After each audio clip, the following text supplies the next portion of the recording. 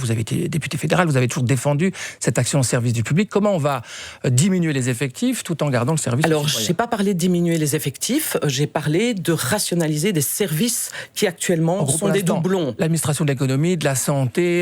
et alors, d'abord, on rassemble des pôles de compétences qui sont beaucoup plus cohérents et on met une administration qui est actuellement Beaux-Arts en service d'appui pour les autres administrations. Leur business aux administrations fonctionnelles, c'est de s'occuper de la matière pour laquelle elles sont, dédicacées. C'est pas de s'occuper de cahier des charges, d'engagement personnel, d'informatique, etc.